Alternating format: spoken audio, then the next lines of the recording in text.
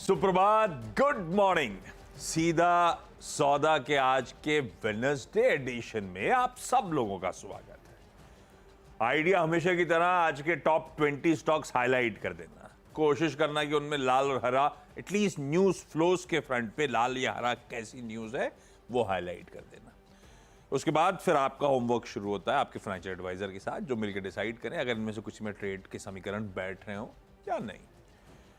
कल बाजार इंटरनली तो सब खराब था, निफ्टी मैनेज था। मैनेज मतलब खड़ा जैसा था वो फ्लैट बंद हुआ। आज भी गिफ्ट निफ्टी वैसे ही कर रहा है कल के क्लोजिंग लेवल्स के आसपास। तो broader markets price wise correction में और benchmarks time wise correction phase से गुजर रहे, क्या पता।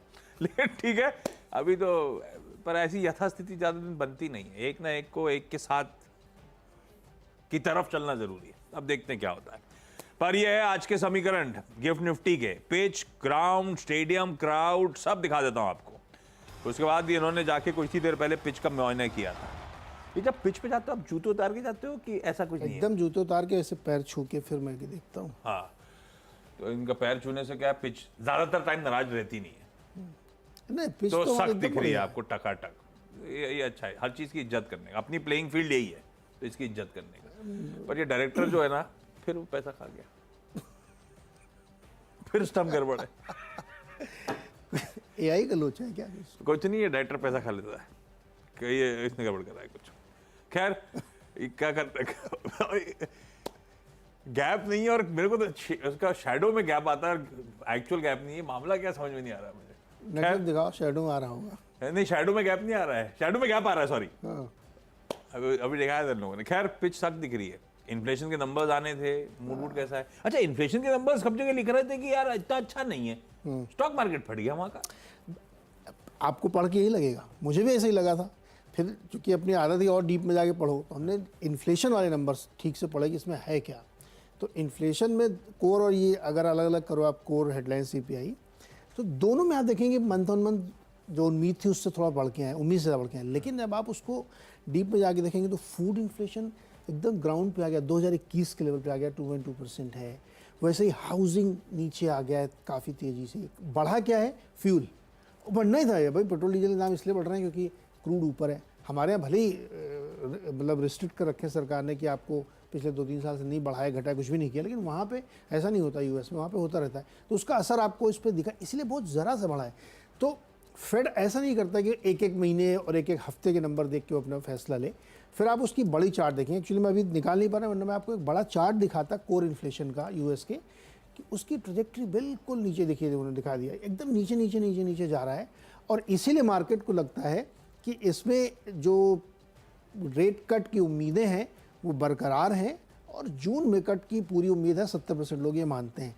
तो जब नंबर मार्केट ने एडजस्ट कर लिए तो चला। अब केवल नंबर पे नहीं चला, इन्फ्लेशन पे अर्निंग्स के जो रिजल्ट सीजन खत्म हुआ, तो अगले साल के लिए, मतलब इस क्वार्टर के लिए, अगले इस पूरे एक साल के लिए जो रिपोर्ट्स आ रही है ना, बैंक ऑफ अमेरिका इतना बुलिश है कि वो कह रहा है कि पिछले साल से बेटर अर्निंग्स देंगे, वो दिख रहा है। एआई ड्रिवन स्टॉक्स खास तौर पे, तो इसीलिए मार्केट में एक बड़ी तेज़ी बनी। और 2 दिन से गिर रहा था, तो इसलिए एनवीडिया वगैरह में 7% की तेज़ी बनी।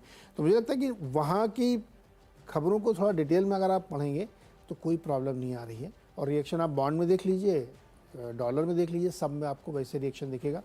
तो मुझे लगता है कि यूएस की पिच तो बहुत बढ़िया है। आप खेल नहीं पा रहे हो, ये आपकी प्रॉब्लम है। कभी कभी हम हमेशा आदमी फॉर्म में नहीं रह सकते ना, कभी आउट ऑफ फॉर्म होता है।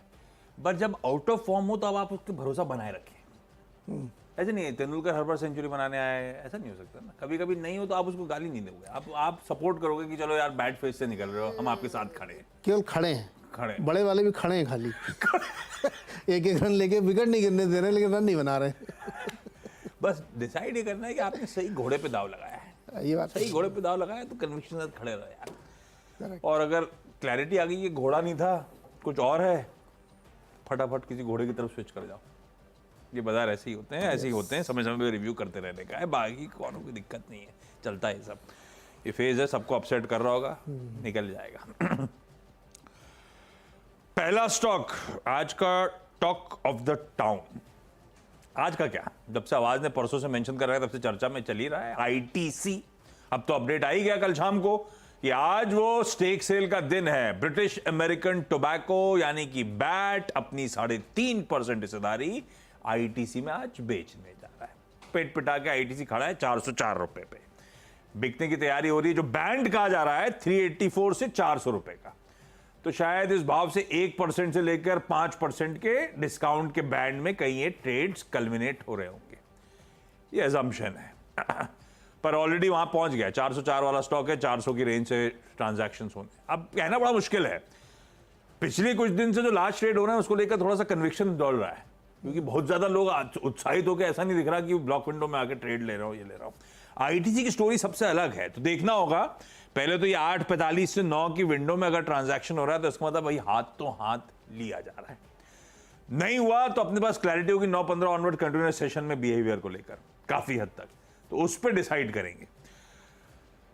सुबह सुबह खड़े हुए तो मैं इसको ग्रीन रख लेता हूं भाई। ज्यादातर ब्रोकिंग रिपोर्ट्स हाईलाइट भी इसी बात को कर रही हैं कि एक बड़ा की ओवरहैंग छटने जा रहा है। इस ओवरहैंग के चलते ये स्टॉक ऑलरेडी बहुत करेक्ट हो गया है, और जिन लेवल्स पे खड़ा है लॉजिकली भी, वैसे निफ्टी 50 में जिन स्टॉक्स का आप अगर टटोलने की कोशिश करेंगे तो वैल्यूएशन कंफर्ट जिन चुनिंदा स्टॉक्स में आ रहा होगा, आई एम श्योर उसमें आईटीसी होगा। तो यहां पे वैल्यूएशन कंफर्ट आ रहा हो, एक ओवरहैंग छटने की तैयारी आज हो रही हो, उसको लेना तो ग्रीनी में चाहिए। आज गिरा भी मान लीजिए वो लार्ज ट्रेड के बीच में, तो शायद लोअर लेवल्स पे खरीदारी करने के मौके होंगे, तो उस केस में आप स्क्रीन को ऑब्जर्व करिएगा। पर ये स्टॉक रखना तो ग्रीन में चाहिए। गिरावट में या तो एक्यूमुलेट करने का मौका, वो जो आपको फाइनेंशियल एडवाइजर ज्यादा बेहतर बताएगा आपका, या फिर अगर की हैंग छट जाता है, हाथों हाथ लार्ज प्लेयर्स लेने को कूद पड़ते हैं, तो भी क्लैरिटी आ गई कि डिमांड एपेटाइट बढ़िया है आईटीसी की इन लेवल्स पर जहां पे ये लार्ज ट्रेड कंज्यूमेट हो रहा है। पहला हो गया भाई ग्रीन में आईटीसी, पर वॉच करना है आज ओपनिंग के आसपास के न्यूज फ्लोज, कहां पे ट्रांजैक्शन हो रहा है। दूसरा फीएम इंडस्ट्रीज रखा, पर इसको लाल लेके गया। लाल क्यों लेके गया? फीएम इंडस्ट्रीज ने बोनस शेयर जारी करे थे, 1 for 1 का बोनस था। वो तगड़ा चंक 1,31,00,000 शेयर्स का आज बाजार में लिस्ट होने आएगा। मतलब वो सारे बोनस शेयर आज से ट्रेड होने आएंगे। आमतौर पे ऐसा होता है, जब बाजार हो सोमवार हो, आने वाला हो स्टॉक, तो थोड़ा सा सप्लाई ओवरहैंग बनता है। अज्यूमिंग ऐसा हो रहा होगा, इसीलिए लाल रख रहा हूं। पर ये सब बिहेवियर आपको वॉच आउट करना है स्क्रीन खुलने के बाद। पर लॉजिक के साथ लाल लेके चला। एलजी बालाकृष्णन एंड ब्रदर्स, मैंने पता नहीं क्या बोल दिया था, सॉरी। बोर्ड मीट आज स्केड्यूल्ड है। ये अपन ने पहले भी लिया था जब बोर्ड मीट का अनाउंसमेंट आया था कि होने वाली है। उसके बाद से ऐसा कोई चला नहीं है, तो ऐसा नहीं है कि उसके बाद से लॉजिक सही बैठा हो। पर आज बोर्ड मीट है। प्रमोटर और प्रमोटर ग्रुप को 5 लाख वारंट्स 1292 पर वारंट पे जारी करने पर। 1292 ये तो खड़ा 125 पे आज भी, यानी कि यहां से 14.5% प्रीमियम पे अगर तो बोर्ड हामी भरता है और ऐसा फैसला लिया जाता है, तो 14.5% पे प्रमोटर पैसा इन्फ्यूज कर रहा होगा, वो खबर अच्छी होगी। तो देखते हैं बोर्ड मीट का आउटकम, मुझे पता नहीं, लेकिन एलजी बाला उससे पहले ग्रीन लेके चला, 3 हो गए। डॉक्टर रेड्डीज, और इसमें खबर ये आई है कि जीएसटी अथॉरिटी ने एक ऑर्डर पास किया इनके खिलाफ, 67 करोड़ रुपए का इनके ऊपर टैक्स लगा दिया है। अब देखो कैसे इसको निपटे। हालांकि कंपनी कह रही है बहुत बड़ा फर्क नहीं पड़ेगा, लेकिन 67 करोड़ रकम बड़ी होती है और माहौल ठीक नहीं है आजकल मार्केट का। दूसरा स्टॉक है एचजी इंफ्रा, एक और ऑर्डर मिला, आजकल झड़ी लगी हुई है इनको। कल एक मिला है 709 करोड़ रुपए का ऑर्डर। कहाँ से मिला है? ईस्ट सेंट्रल रेलवे से। वहाँ पे इलेक्ट्रिफिकेशन का काम इनको कुछ करना है, तो दूसरा इसको रखिए ग्रीन में। तीसरा एवेन्यू सुपरमार्ट में इन्होंने 2 नए स्टोर खोले हैं, उसका अपडेट दिया है। एक वाईएसआर कडप्पा आंध्र प्रदेश में है और दूसरा तिरुपति शिरडी में है महाराष्ट्र में। और अब इनकी टोटल संख्या हो गई 350। और इसी पर मॉर्गन स्टैनली की एक रिपोर्ट भी आई है, उन्होंने 4471 का लक्ष्य दिया है, बढ़ा दिया है इन्होंने ओवरवेट कॉल देते हुए। तो इसको भी ग्रीन में रख सकते हैं। 3 हो गए मेरे भी। ओके, अगला स्टॉक भाई, अब वो लार्ज ट्रेड्स पे उतरता हूं। इसमें केफिन टेक्नोलॉजीज में कल वो लार्ज ट्रेड जो आवाज कर रहा था वैसे ही हुआ। वो लार्ज ट्रेड हो गया था, अपडेट आ गया बाजार बंद होने के बाद, जब विंडो में अपडेट्स आए कि कोटक महिंद्रा बैंक ने 34,70,000 शेयर्स भाई कल बेचे। 600 प्लस के भाव पे बेचे गए थे। स्टॉक दबाव में आया हुआ है, अच्छा खासा दबाव में आया हुआ है कल, और कोई भी बायर का नाम नहीं था। मैं इसको आज भी लाल लेके चलता हूं केफिन को। पर ऑलरेडी पिटा हुआ है। दूसरा, ऑनवर्ड टेक्नोलॉजीज को लाल रखा है। इसमें कल White Oak India equity fund ने 1.25 लाख शेयरों से ज्यादा बेच दिए, इसीलिए ये स्टॉक कल ये भी, जैसे केफिन अंडर परफॉर्म कर रहा था लास्ट ट्रेड के बीच में, ये भी अंडर परफॉर्म कर रहा था। वो 5% गिरा था, ये 4.5% कमजोर था। इसको लाल लेके चल रहा हूं आज की ट्रेडिंग सेशन में। और इंटरेस्टिंगली, हालांकि रियल एस्टेट अपने दमखम में है, लेकिन मैक्रोटेक डेवलपर्स को आज मैं लाल ले रहा हूं। मैक्रोटेक डेवलपर्स, अभी अपन ने कुछ दिन पहले ग्रीन बोला था, QIP अपडेट आया था, कैसे हाथों हाथ खरीद लिया गया, बड़ा ओवर सब्सक्रिप्शन आया, कैसे मार्केट इन्वेस्टर्स चेक इन हुए, उन सब के बीच में कल प्रमोटर्स ने 49,72,000 शेयर्स बेच दिए 1180 रुपए के भाव पे। उसके बाद ये स्टॉक 5% की 1180 पे बेचा था, 1121 पे आ गया करीब। मैं इसको लाल लेता हूं, पर रियल एस्टेट का अपना चार्म है आजकल, लेकिन मुझे नहीं पता बायर कौन है, क्योंकि अपडेट्स पे कहीं नहीं है। मैक्रोटेक डेवलपर्स लाल है आज। ओके, चौथा स्टॉक है सिग्नेचर ग्लोबल, और इन्होंने गुरुग्राम में एक मतलब क्या है, सस्ता वाला घर, अफोर्डेबल हाउसिंग का प्रोजेक्ट लॉन्च किया है। लगभग 1.5 एकड़ से ज़्यादा की ज़मीन पर 235 यूनिट उसमें बनाई जाएंगे। अपडेट देखें कितनी कैसे बुकिंग हुई, ग्रीन में रख सकते हैं। दो स्टॉक एक ही तरीके की खबर पे हैं, मैनकाइंड फार्मा, एल्केम और इस तरह तमाम कंपनीज के लिए, लेकिन मैंने दो इसलिए लिए हैं कि कल एक बड़ी चीज़ आई। सरकार ने जो डॉक्टर्स को पर्सनल बेनिफिट्स दिए जाते हैं फार्मा कंपनीज की तरफ से, उस पर रोक लगाते हुए एक बाकायदा गाइडलाइंस जारी कर दी कि किसी भी हेल्थ केयर प्रोफेशनल को, ख़ास तौर पे डॉक्टर को मिलता है MR के ज़रिए, आप लोग जानते ही होंगे, वो नहीं दिया जाएगा। तो ये एक फार्मा कंपनियों के लिए बहुत, और ये बहुत वाइडली प्रैक्टिस है पूरे देश में कि डॉक्टरों को आप ग्रीस करते हैं और अपनी दवा लिखवाते हैं। आप कितना भी कहें, लेकिन डॉक्टर लिखेगा वही वाली दवा जो उसका सेटिंग है उसकी। तो इस पर एक रोक लगी। कितना इफेक्टिव होगी, कितनी दूर तक इस पर रोक लग पाएगी, ये कहना बड़ा मुश्किल है, लेकिन बहुत सारी ऐसी कंपनीज जो इस काम में लगी हुई हैं उनको थोड़ी सी दिक्कत हो सकती है, क्योंकि अगर डॉक्टर के ऊपर रिस्ट्रिक्शन किया गया तो हो सकता है वो जेनरिक लिखें, फिर वो दवाएं ना लिखें। तो इसलिए मैंने मैनकाइंड और एल्केम यहाँ पे रखा है। हालांकि इसका असर बहुत सारी फार्मा कंपनीज पे होगा। रेड में रखे गए दोनों को। छोटा सा एक ब्रेक के बाद अगले 4 स्टॉक्स।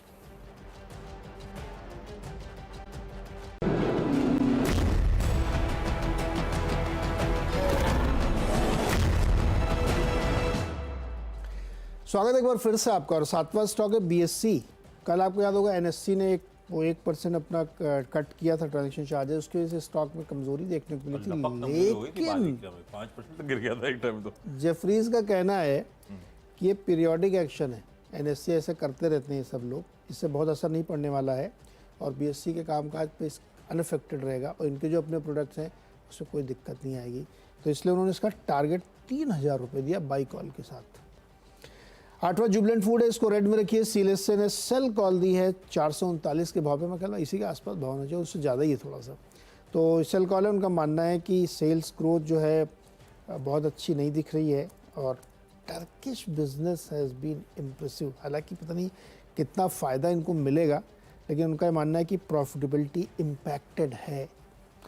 9वां स्टॉक है ल्यूमेक्स ऑटो टेक्नोलॉजीज़। इन्होंने एक अपनी सब्सिडरी बनाई है ल्यूमेक्स रिसोर्सेज, जिसके ज़रिए कुछ और काम काज करना चाहते हैं। और 10वां stock Shriram finance.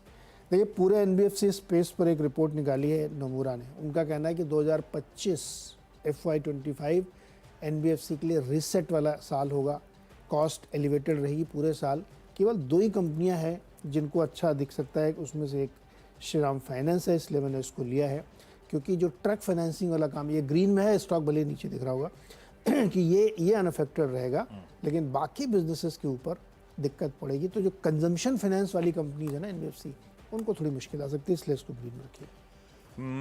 Hindware home लाल में रखा है। सलील कपूर साहब जो CEO थे, इन्होंने रिजाइन करा, कल रिजाइन करा, कल ही लास्ट डे कर दिया गया और पर्सनल रीजन चलते ऐसे कैसे। खैर जो भी है, उन्होंने कहना है कल ही लेटर आया, कल इनका लास्ट डे हो गया। लाल रखा है। जेट एयरवेज NCLAT ने अपहोल्ड करा है। जेट एयरवेज को जलान कालरॉक कंसोर्शियम की ओनरशिप ट्रांसफर करनी होगी विद इन 90 डेज।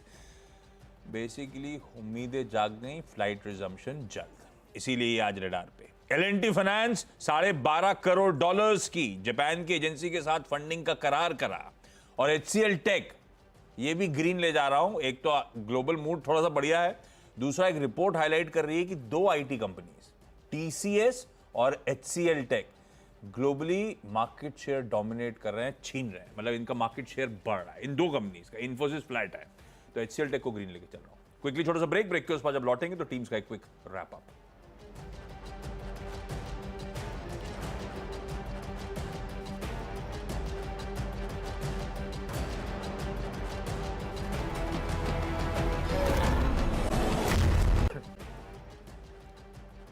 चलिए ब्रेक के बाद आप सबका स्वागत है। मेरी 10 की सीधा सौदा की टीम स्क्रीन पे।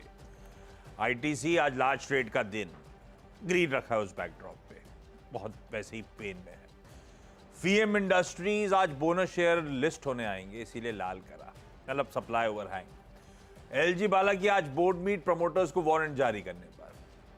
के फिन ऑनवर्ड और मैक्रोटेक्निकल लार्ज ट्रेड्स हुए, इन सबको लाल रखा है। हिंडवेयर होम्स के CEO सलील साहब ने रिजाइन कर दिया, इसीलिए लाल करा। जेट एयरवेज को NCLT जो जलान कंसोर्शियम के लिए फेवर में रूलिंग जारी है, मैं जेट एयरवेज को उसकी बैकड्रॉप पे ग्रीन रखता हूं। L&T फाइनेंस ने बढ़िया फंड टाइंग करी है जापान एजेंसी के साथ। और HCL tech global mood plus updates की मार्केट शेयर गेन हो रहे हैं, इसीलिए। ओके, डॉक्टर रेड्डीज पे ध्यान रखिए, करीब 67 करोड़ रुपए का GST ऑर्डर इनके ऊपर लगाया गया है GST अथॉरिटी की ओर से। इनपुट टैक्स क्रेडिट पे कुछ गड़बड़ी पाई गई है। HG इंफ्रा को 709 करोड़ का कॉन्ट्रैक्ट ईस्टर्न सेंट्रल रेलवे से। एवेन्यू सुपरमार्ट ने 2 और स्टोर खोले हैं और एक रिपोर्ट भी आ गई है इसमें काफ़ी बड़े टारगेट के साथ। सिग्नेचर ग्लोबल ने एक करीब 1.25 एकड़ में मास हाउसिंग का प्रोजेक्ट लॉन्च किया गुरुग्राम में। मैनकाइंड फार्मा, एल्केम और तमाम ये स्टॉक्स में इसलिए रखे क्योंकि सरकार ने एक कोड ऑफ कंडक्ट जारी कर दिया जिसके ज़रिए आप हेल्थ केयर प्रोफेशनल्स की फैमिली को आप बेनिफिट नहीं दे पाएंगे, तो इसको ध्यान में रखना चाहिए। इसके साथ ही ल्यूमेक्स ऑटोटेक को ध्यान में रखिए, इन्होंने एक नई कंपनी बनाई है, उसके ज़रिए कई सारे बिजनेसेस ये करने वाले हैं। BSE में ध्यान रखिएगा, इसमें एक रिपोर्ट आई है जेफरीज की, 3000 के टारगेट। उनका कहना है कि NSE के जो उन्होंने 1% अपने दरें घटाई, उसका कोई असर इनके ऊपर नहीं होगा। जुबलेंट फूड में सिलेसे की सेल कॉल है, दिक्कतें बनी रहेंगी, कंपनी की परफॉर्मेंस अभी सुधरने का नहीं है। और श्रीराम फाइनेंस नोमुरा को बेस्ट NBFC लगती है, बाकी के लिए उनको लगता है कि कॉस्ट ऊपर रहेगी, इसलिए 2025 रीसेट का ईयर रह सकता है।